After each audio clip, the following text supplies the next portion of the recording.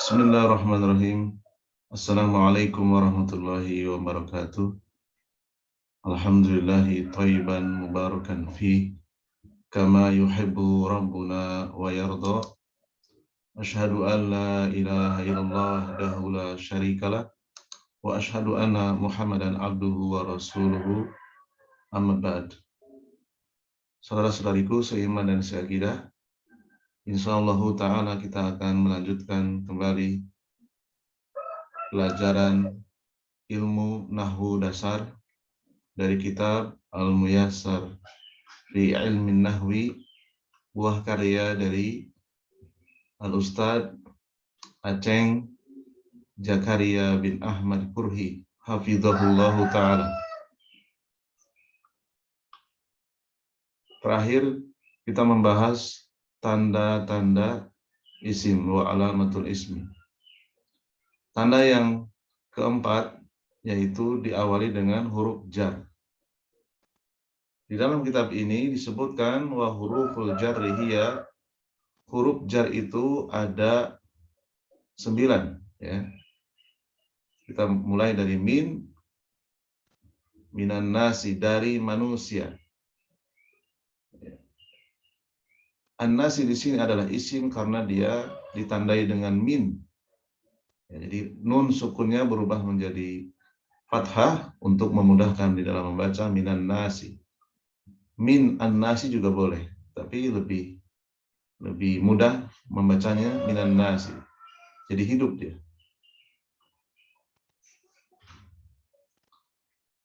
Kemudian ila suki, menuju pasar. Jadi kata setelah ila adalah isim, dan kaidah huruf jar, isim setelah huruf jar itu wajib harokat huruf terakhirnya kasroh ila suki. Tidak boleh kita membaca ila suko, ila suku, tidak boleh, karena itu sudah menjadi baku. Kemudian anin nabi, dari Nabi Shallallahu Alaihi Wasallam. Nabiyyi huruf terakhirnya adalah ya, maka dia wajib kasroh. Tidak bisa ya, dan tidak mungkin dibaca anin nabiyyu, anin nabiyya. Ya. Kemudian al-maktabi, di atas meja. Ba huruf terakhirnya wajib di harokati dengan harokat kasroh. Fil baiti, di dalam rumah. Fi ini juga huruf jar, maknanya sebetulnya bukan hanya di dalam saja. Ya. Fi itu maknanya bisa di atas. Contohnya fis samai. Allahu fis samai, Allah di atas langit. Namun arti yang mudah, arti yang umum, fi itu adalah di dalam.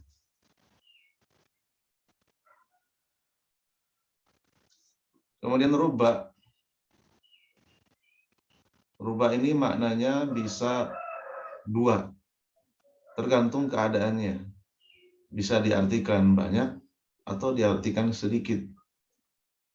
Rubba rojulin, ya, wajib dibaca rojulin. Tidak boleh rojulan atau rojulun. Karimin, ya, sedikit laki-laki yang mulia. Ya, di zaman sekarang laki-laki, kalau kita lihat statistik ya, berapa banyak orang yang ke masjid, berapa banyak orang yang tidak ke masjid. Maka tentunya sedikit orang yang datang ke masjid, apalagi menuntut ilmu, lebih sedikit lagi. Maka situasi yang sekarang ini, para pemuda jauh dari menuntut ilmu, atau dia menuntut ilmu tidak terstruktur, menuntut ilmu tidak memakai kurikulum, ya, sehingga pemahamannya tidak sesuai dengan pemahaman para sahabat. Maka kita artikan sedikit laki-laki yang mulia.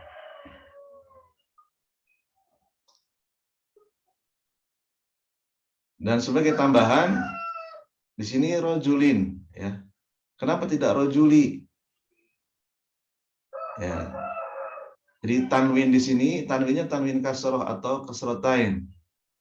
Kenapa tidak rojuli? Ya, jawabannya adalah karena alif lam itu tidak mungkin bertemu dalam satu waktu dengan tanwin.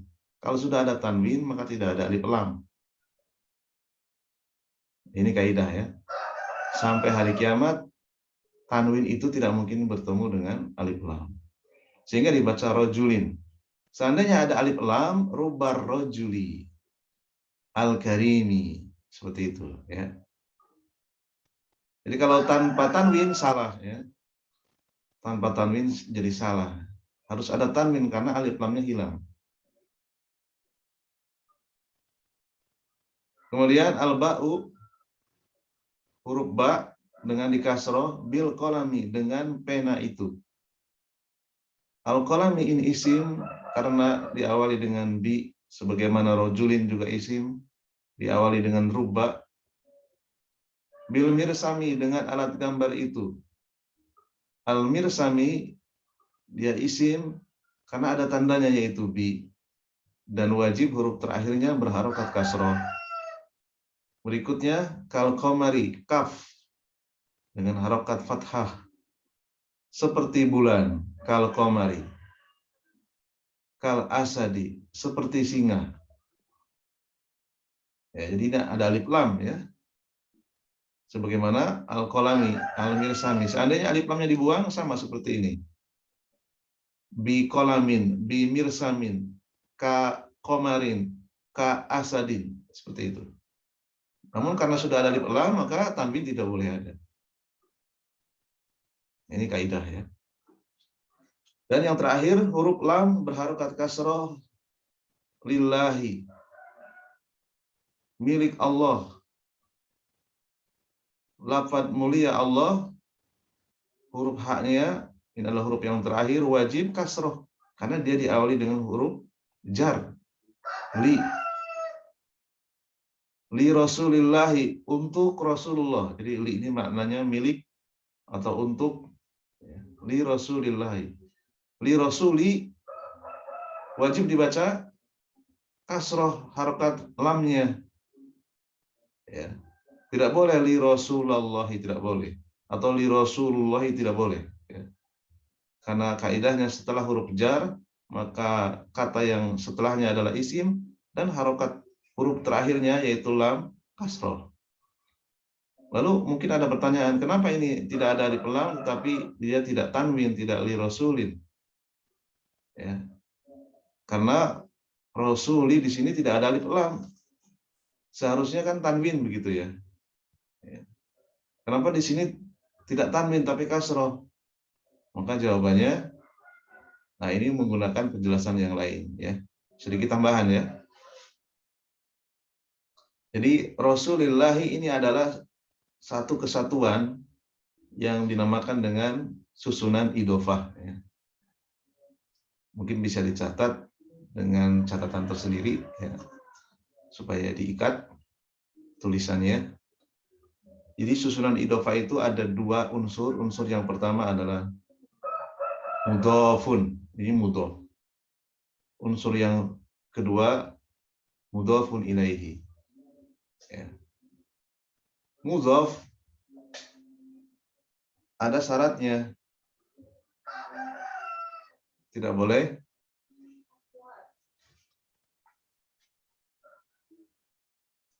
ya, syarat mudhof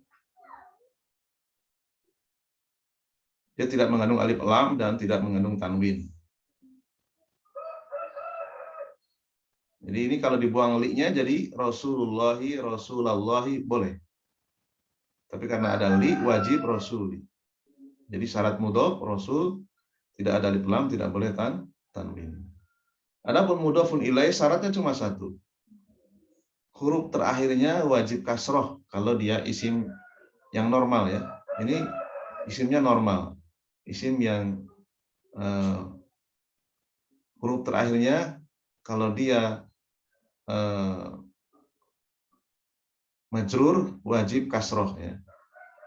Jadi saya ulangi, ini adalah susunan idofah.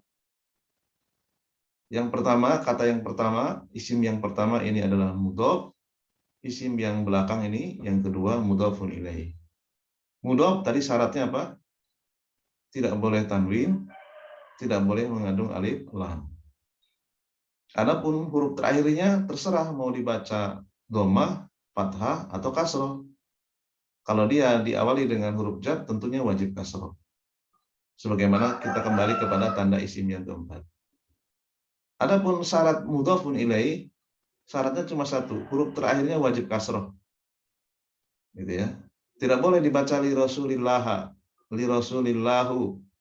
Dia wajib kasroh atau dalam istilah nahwu namanya wajib majrur. Ya. Ini sedikit tambahan ya. Meskipun sebetulnya ini ada pembahasan tersendiri, tapi nggak masalah ya. Kita curi start ya, supaya nanti ketika pembahasan idhofah kita sudah diberikan pendahuluan ya. Ini adalah 9 huruf jar yang dibahas dalam kitab ini, sehingga kita memudahkan mengenali mana isim. Ya, di antaranya adalah setelah huruf jar ini pasti dia isim. Ya, entah isim apa ya, isim yang bersifat konkret atau isim yang bersifat abstrak ya.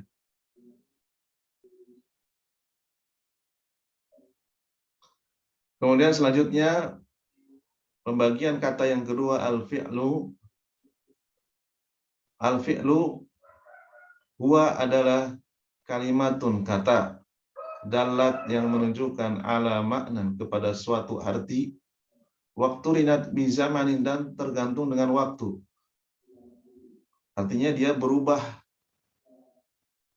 tulisannya atau ucapannya tergantung waktu. Mislu contohnya kataba.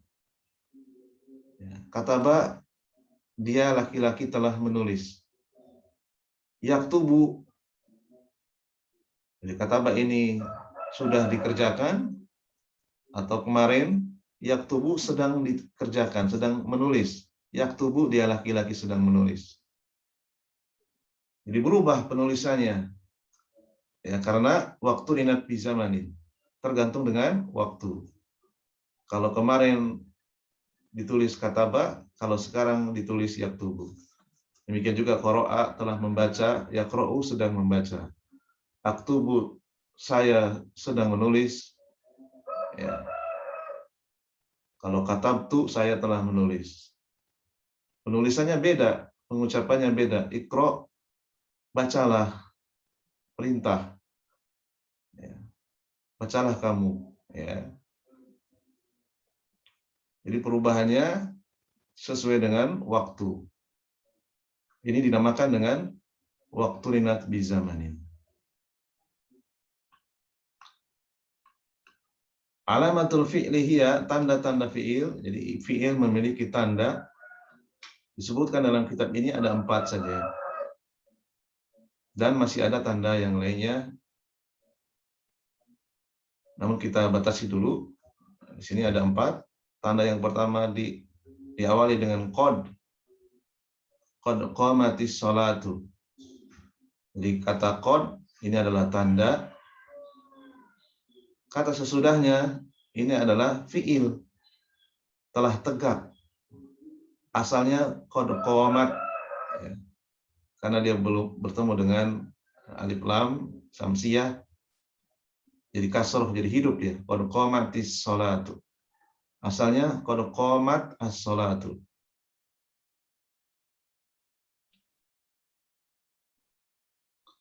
Sungguh sholat telah tegak.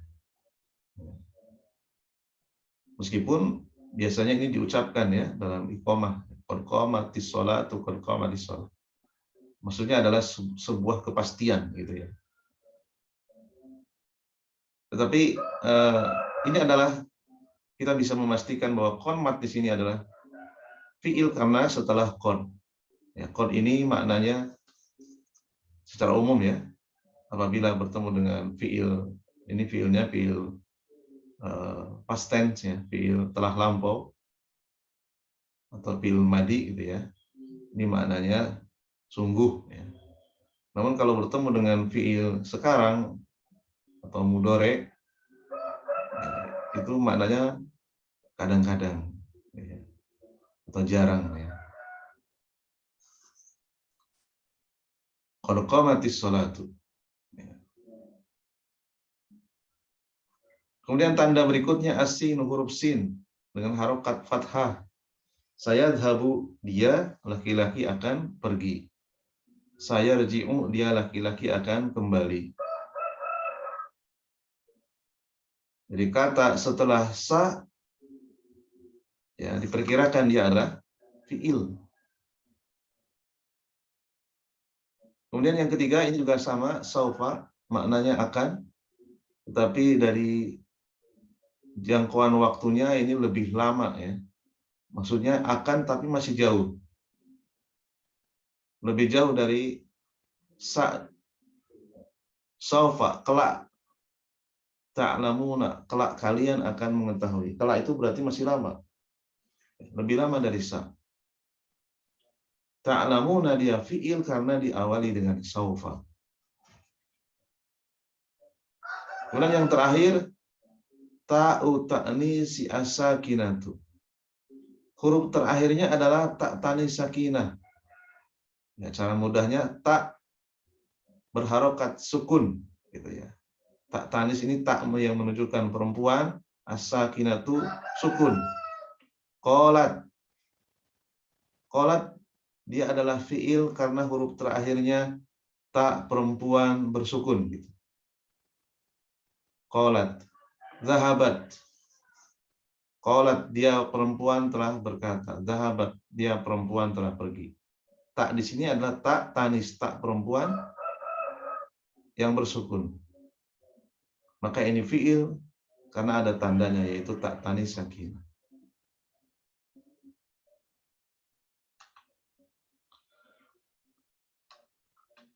Ikhwan fillah azani Allah wa iyyakum jami'an. Kita lanjutkan pada halaman yang keempat. Kata yang ketiga, jenis kata yang ketiga. Al-harfu. Al-harfu di sini kita terjemahkan huruf ma'ani. Ya. Jadi huruf hijai, huruf mabani tidak masuk ya. Al-harfu huwa adalah huruf itu adalah kata la yufhamu maknaha yang tidak bisa dipahami maknanya. Artinya maknanya belum jelas. Illa ma'a ghairiha kecuali bersamaan dengan kata selainnya. Biasanya dengan isim ya. Mislu contohnya min dari apa ini? Kan belum jelas ya. Minas suqi dari pasar baru jelas. La yufhamu tidak bisa dipahami maknanya kecuali dengan kata yang lainnya. Fi di dalam apa? Fil baiti oh di dalam rumah. Summa kemudian apa? Ya. Sebelumnya apa, kemudian apa. Itu harus bersambung dengan kata selainnya. Fa maka, idza jika, au atau, hatta sehingga, sampai. Ya, kita sebutkan makna-makna atau arti-arti yang sering muncul ya. Meskipun nanti ini juga banyak turunan-turunan makna dari masing-masing kata. Tidak selamanya fi itu diartikan di dalam ya. Idza ini juga tidak selamanya diartikan jika ya. Hatta ini juga tidak selamanya diartikan sampai atau sehingga. Jadi paling tidak ini adalah arti yang sering muncul ya. Ini adalah huruf-huruf ma'ani ya. Huruf-huruf ma'ani. Walaysa lil harfi dan huruf itu tidak memiliki alamatun tanda-tanda khasatun, tanda-tanda khusus. Ya, berbeda dengan isim dan fiil. Tandanya khusus.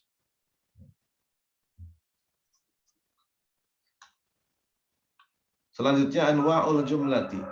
Jenis-jenis jumlah. Jumlah di sini adalah jumlah mufidah. Jenis-jenis jumlah mufidah, jenis-jenis kalimat yang berfaedah atau anwa'ul kalam. Jenis-jenis kalimat yang berfaedah. Jadi terserah mau menggunakan mana, al-jumlatil mufidati atau kalam. Dibagi menjadi dua, bagian yang pertama jumlatun ismiyatun, ya ini nggak perlu diterjemahkan ya, jumlah ismiyah gitu saja. Bagian yang kedua jumlatun fi'liyatun, jumlah fi'liyah. Jadi kalimat di dalam bahasa Arab itu ada dua bagian. Ya. Contoh jumlah ismiyah, atau kita terjemahkan dulu definisinya. Jumlatun ismiyatun, jumlah ismiyah itu apa? Kalimat kanat masbuqatan, yang didahului bismin dengan isim. Contoh, Ahmadu maridun, Ahmad sakit. Ahmadu di sini dia isim, ya, orang yang bernama Ahmad. Maka Ahmadu maridun dia dinamakan jumlatun ismiyatun. Contoh yang kedua, al-waladu yaqra'ul Qur'ana. Anak, karena didahului oleh isim al-waladu, tandanya alif lam, maka al-waladu yaqra'ul Qur'ana dia jumlah ismiyah. Ya. Lalu kemudian ada pertanyaan, Ahmadu ini tandanya apa kok dia isim? Ya. Kalau kita komparasikan dengan pembahasan sebelumnya, tidak ada alif lam, tidak ada tanwin, tidak ada al-khobdu, apalagi tidak didahului huruf jar, maka tandanya adalah dia ini adalah nama orang, gitu ya. Nama orang itu isim. Ya, jadi 4 tanda yang disebutkan sebelumnya itu bukan batasan ya. Jadi Ahmadu itu isim karena dia adalah nama, gitu ya. Meskipun tidak memiliki tanda di sini. Ya. Dia nama manusia, yaitu Ahmad. Ya, penjelasannya seperti itu ya. Kemudian jumlatun fi'liyatun. Bagian yang kedua jumlah fi'liyah, kalimat kanat masbuqatan, yang ditulis, yang didahului bifi'lin, dengan kata kerja atau fi'il. Mislu contohnya marido Ahmadu. Telah sakit siapa? Ahmadu Ahmad. Ahmad telah sakit. Ya, ini adalah keistimewaan ya, bahasa Arab memiliki dua gaya dalam menulis sebuah kalimat yang kalau diterjemahkan ke dalam bahasa Indonesia sama. Ahmad sakit itu bisa ditulis dengan dua cara ya, Ahmadu maridun atau marido Ahmadu. Kalau dalam bahasa Indonesia kan tidak bisa. Ahmad sakit. Nggak bisa dibalik sakit Ahmad. Kalau dalam bahasa Arab bisa. Ya. Sehingga ketika kita menerjemahkan dari bahasa Indonesia ke bahasa Arab, maka dua orang yang menerjemahkan tersebut bisa jadi uslubnya berbeda. Dia akan menggunakan jumlah ismiyah, sementara mungkin orang yang kedua dia akan menggunakan jumlah fi'liyah. Ya, meskipun mungkin penulisannya beda, tetapi maknanya sama. Gitu ya. Demikian juga waladu, anak laki-laki itu. Apa yang dibaca Al-Qur'an. Ini juga sama. Ya. Kalau diterjemahkan dengan kalimat yang sebelumnya, sama persis. Cuman gaya penulisannya yang berbeda. Ya. Jadi ya karena didahului oleh kata kerja yaqra'u. Ya. Inilah salah satu keistimewaan bahasa Arab. Ya. Bisa diungkapkan dengan dua cara. Dengan jumlah ismiyah atau jumlah fi'liyah. Kemudian ini adalah latihan, at-tamrinu, latihan. Majijil, asalnya majij ya. Ketemu alif lam, majijil. Bedakan al-asma' mana isim wal af'al mayali, berikut ini. Jadi al-asma' ini jamak dari al-ismu ya. Al-af'ala ini jamak dari al-harfu. Yang pertama idza jaa nasrullahi wal fathu. Ya. Idza ini adalah huruf ya. Huruf ma'ani. Jaa kata kerja ya. Berarti dia af'al ya atau fi'il. Di sini tidak bedakan saja. Jadi idza itu huruf ma'ani, jaa itu kata kerja atau fi'il ya. Ya, tadi sudah disampaikan namanya susunan idhofah. Nasru itu mudhafun. Lalu kalau kita misalnya ingin melihat tandanya, apa tandanya nasru di sini? Ya, kalau kita komparasikan dengan 4 tanda tadi, nggak ada. Nasru tidak ada khofdu, tidak ada alif lam, tidak ada tanwin, tidak didahului huruf jar. Maka tandanya ini juga tambahan. Nasru itu dikatakan isim karena dia sebagai mudhof. Sebagai mudhof dalam susunan idhofah. Jadi mudhof itu bisa menjadi tanda. Kemudian lafadz mulia Allahi, apa tandanya? Tandanya huruf terakhirnya kasroh. Atau dalam bahasa di kitab ini al-khofdu. Ya. Di lafadz mulia Allahi dia isim karena tandanya al-khofdu atau kasroh. Ya. Di nasrullahi, pertolongan Allah, ini satu kesatuan. Ya, kenapa dibaca nasru, tidak nasru, tidak nasri? Nanti ada pembahasannya. Ya. Pembahasan yang akan datang. Ma'ani, al-fathu, kemenangan, jelas ini adalah isim, tandanya alif lam. Ya. Tidak mungkin dia fi'il ya, karena ada alif lam. Ya. Kemudian yang kedua, ijtahada, bersungguh-sungguh. Nah, jelas ini ada kata kerja ya, bersungguh-sungguh. Muhammadun, nama orang, ya ini isim, sekaligus dia memiliki tanda yaitu tanwin. Wa, huruf ma'ani, dan Hasanun, nama orang, Hasan, tanda tanwin, tanda isimnya tanwin. Fi, huruf jar, ya berarti al-hurufa, huruf ma'ani. Ya. Kemudian fahmi, ini adalah isim karena diawali dengan fi. Fahmi, tidak fahmu, tidak fahma, karena kaidahnya apa? Huruf jar itu menyebabkan kata setelahnya huruf terakhirnya kasroh. Ya. Li rasulillahi, ya. Li rasuli, tidak li rasulah, tidak li rasul. Demikian juga yang ini, fi fahmi. Jadi tidak boleh dibaca fi fahma, fi fahmu. Ya. Keliru ya. Maka dia wajib kasroh atau majrur, fi fahmi. Ad-darsi. Di fahmi ini isim, ad-darsi juga isim. Ya. Fahmi darsi ini juga termasuk susunan idhofah. Ya. Tanda isimnya ada alif lam dan huruf terakhirnya al-hobdu. Ya. Lainnya adalah dia mudhofun ilaih. Ya. Mudhofun ilaih juga ini adalah salah satu tanda, yaitu isim. Ya. Kaidah mudhofun ilaih tadi sudah disebutkan wajib majrur atau wajib kasroh huruf terakhirnya. Jadi tidak mungkin dibaca fi fahmi darsa, fi fahmi darsu. Pasti fi fahmi darsi. Ya. Untuk mudhofun ilaih syaratnya cuma satu ya, huruf terakhirnya wajib kasroh atau majrur ya, atau khofdu. Apakah alif lam di sini boleh dihilangkan? Boleh, karena tidak menjadi syarat harus ada alif lam. Ya. Dengan catatan kalau alif lamnya hilang, maka kasrohnya berubah menjadi kasrotain. Ya. Ya kita kumpulkan ya dari awal. Ijtahada itu fiil bersungguh-sungguh, Muhammad isim, wa huruf, Hasanun isim, fi huruf jar, huruf ma'ani, huruf yang memiliki makna, fahmi isim karena diawali dengan fi, ad-darsi isim karena ada alif lam, huruf terakhirnya al-hobdu, ya, yaitu mudhofun, ya, mudhof, ad-darsi mudhofun ilaih. Dia juga tanda isim sebagai tanda tambahan. Ya. Muhammad dan Hasan bersungguh-sungguh ijtahada fi fahmi darsi dalam memahami pelajaran itu. Ya. Jadi terjemah Indonesia jangan kemudian dianggap patokan.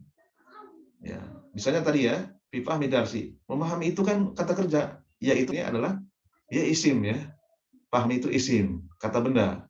Meskipun kalau diterjemahkan memahami, ya, terjemahan itu kan alat bantu untuk memahamkan. Ya. Jadi beda ya. Muhammad dan Hasan bersungguh-sungguh dalam memahami pelajaran. Memahami ini kan fiil, ya itu dalam versi bahasa Indonesia, dalam versi bahasa Arab di sini isim. Ya, karena tadi tandanya adalah fi, kemudian mudhof, ya, kemudian ada al-hobdu, ya, dia isim. Kemudian yang ketiga, idza, jika. Ini adalah huruf ma'ani, dahola, telah masuk, kata kerja, jelas ya. Ahadukum, salah seorang dari kalian. Pasti ini isim ya. Ini juga sama dua kata yang dijadikan satu. Ahadu, salah seorang, kum dari kalian. Ya. Ahadu, asalnya ahadun. Ya. Karena dia mudhof, apa syarat mudhof? Tidak boleh alif lam, tidak boleh tanwin. Ya. Dan ini sudah terpenuhi sebagaimana fahmi darsi. Tidak ada alif lam fahminya, tidak ada tanwin. Ya, jadi syarat mudhof itu cuma dua ya. Tidak ada alif lam, tidak boleh tanwin. Lalu bedanya apa di sini? Mi hurufnya kasih, tidak ada huruf jar sebelumnya. Ya, kembali ke asal ya, ahadu. Salah seorang. Seandainya ada alif lam, ahadi ya. Tidak ada alif lam, seandainya ada huruf jar, ahadi. Tidak ada huruf jar ya tetap ahadu. Ya, ahadukum salah seorang dari kalian. Ya, dia sebagai subjek ya. Dikum ini mudhofun ilaih. Ya. Kenapa tidak dibaca kumi ya? Tadi katanya mudhofun ilaih itu wajib kasroh. Ya. Kum di sini dia isim yang tidak mu'rob ya, isim yang tidak bisa di-i'rob atau dalam bahasa namanya isim mabni ya. Nanti ada pembahasan tersendiri ya. Ahadukum salah seorang dari kalian ini adalah isim dua isim dijadikan satu atau susunan idhofah. Al-masjidah, masjid ya. Ini adalah isim, ada tandanya alif lam ya. Fala, fa maka la jangan, yajlis jangan duduk ya. Fa huruf ma'ani, la juga huruf ma'ani, yajlis duduk, jelas ini kata kerja ya. Yajlis. Hatta huruf artinya sehingga. Yarka'a melakukan ruku, ini juga kata kerja. Rok'ata ini 2 kali ruku, ini isim ya, tandanya al-khafdu ya. Jadi kita kumpulkan dari awal, idza dakhala ahadukumul masjid, seorang dari kalian masuk al-masjid ke dalam masjid, fala maka jangan dia melakukan 2 rakaat terlebih dahulu ya. Ini adalah hadis ya, hadis Nabi SAW. Perintah Nabi apabila kita masuk ke dalam masjid ya, sudah lama nggak masuk masjid ya, kita masuk ke masjid ya, maka jangan duduk kecuali sholat 2 rakaat terlebih dahulu ya. Apabila tidak bersambung dengan sholat wajib, maka 2 rakaatnya bisa dilakukan dengan niat tahiyatul masjid. Apabila bersambung dengan sholat wajib, terserah, kalau waktunya panjang bisa tahiyatul masjid kemudian qobliyah ya. Namun apabila waktunya pendek tidak cukup, maka cukup dengan melakukan sunnah qobliyah. Kalau seandainya tahiyatul masjid tidak cukup, maka didahulukan qobliyah, karena qobliyah itu sunnah rawatib ya, sunnah yang lebih ditekankan ya.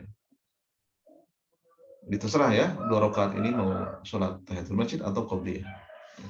Tinggal dilihat keadaannya. Dan hukumnya para ulama berbeda pendapat ya. Tahiyatul masjid itu ada yang mengatakan wajib, ada juga yang mengatakan sunnah muakkadah. Yang keempat, innal ma'a tahurun la yunajjisuhu syai'un. Ini juga hadis ya. Inna sesungguhnya, ini huruf al-ma'a, air itu ya, air dia adalah isim, tandanya apa? Alif lam ya. Tahurun suci, tahurun isim, tandanya tanwin ya. La yunajjisuhu, tidak ada yang menjadikannya najis, syai'un sesuatu. La huruf yang adalah fi'il, hu ini isim ya. Hu ini kembali ke air ya. Dikata ganti air, kata ganti air itu isim, kata gantinya juga isim ya. Syai'un sesuatu, tanda isimnya adalah tanwin, yaitu tanwin dhamma, dhammatain. Sesungguhnya air itu suci selama tidak ada sesuatu yang menjadikannya najis ya.